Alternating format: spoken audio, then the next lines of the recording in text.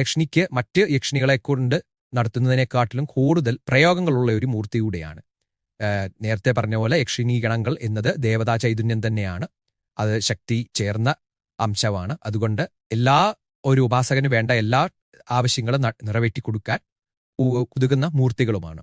വടയക്ഷിണിക്ക് പൊതുവെ സിദ്ധികൾ, ധനം, ധാന്യം തുടങ്ങിയ സിദ്ധികൾ നൽകാൻ ശേഷിയുണ്ടെങ്കിലും ശത്രുസംഹാരമായിരുന്നു യക്ഷിണീ ഗണത്തിലെ ഏറ്റവും സുന്ദരിയാണ്. സുന്ദരിയായി തന്നെയാണ് ചിത്രീകരിച്ചിരിക്കുന്നത്. എല്ലാ ഐശ്വര്യങ്ങളും എല്ലാ ഇത് ഒരു ഉപാസകന് വേണ്ട എല്ലാ കാര്യങ്ങളും നിറവേറ്റി കൊടുക്കാൻ സാധിക്കുന്ന മൂർത്തിയാണ്. അപ്പോൾ ആദ്യമായി തന്നെ യക്ഷിണിയുടെ ഋഷിയും ഛന്ദസ്സും ദേവതയും പറയുന്നു. അപ്പോൾ വിസ്രവ ഋഷി അനുഷ്ടുപ് ഛന്ദ യക്ഷിണീ ദേവത ധ്യാനം അരുണചന്ദന വസ്ത്ര വിഭൂഷിതാം സജലതോയത തുല്യതനുരുജാം സ്മരഗുരുദൃശ്യം വടയക്ഷിണീ ക്രമുക. 2 വിധാനത്തിലുള്ള മൂലമന്ത്രങ്ങളാണ് പറയുന്നത്. ഉദ്ധമാരേശ്വര തന്ത്രത്തിൽ നിന്നും പിന്നീട് മന്ത്രമഹാസാരത്തിലെ യക്ഷീകൽപ്പത്തിൽ നിന്നും എടുത്തിട്ടുള്ള മന്ത്രങ്ങളാണ്.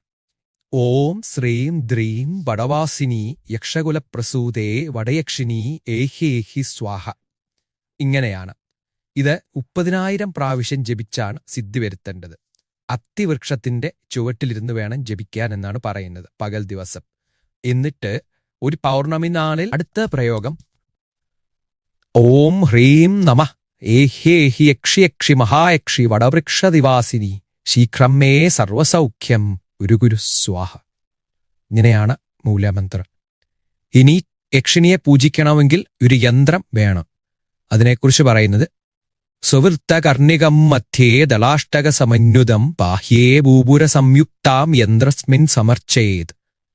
അതായത് നടുക്ക് വൃത്തത്തിൽ ഒരു കർണികയും അതിനു ചുറ്റും അഷ്ടദളവും 8 ദളം, പുറത്ത് ഭൂപരവുമായ യന്ത്രത്തിൽ ദേവിയെ ആവാഹിച്ചു പൂജിക്കണം. യജേദേവീൻ പൂജന യന്ത്ര സമന്യുതേ. അതായത് ഈ യക്ഷിണീ മന്ത്രം 2 ലക്ഷം ജപിക്കുകയും ഉച്ചമലരിപ്പൂവ് നേരത്തെ പകൽ സമയത്ത് ഭക്തിയോടുകൂടി ദിവസം തോറും 1000 വീതം മന്ത്രം ജപിക്കണം. ആദ്യം അങ്ങനെയാണ് തുടങ്ങുന്നത്.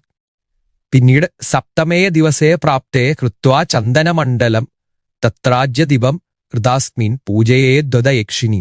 അതായത് അങ്ങനെ 6 ദിവസം കഴിഞ്ഞ് 7-ാം ദിവസം അവിടെ ചന്ദനം തളിച്ച്, അതായത് ചന്ദന കൊണ്ടൊരു മണ്ഡലം ഉണ്ടാക്കി അവിടെ നെയ്വിളക്ക് കത്തിച്ചു വെച്ച് വടയക്ഷിണിയെ സർവ്വധൂപദീപാദികളോടുകൂടി പൂജിക്കണം. തതേ സ്മരേത് തത പ്രത്യക്ഷതോ ദേവി മീക്ഷതേ സുരതാർത്ഥിനി. അതുകൊണ്ട് ഇങ്ങനെ കേട്ടാലും ഭയപ്പെടാതെ അവിടെ ജപിച്ചു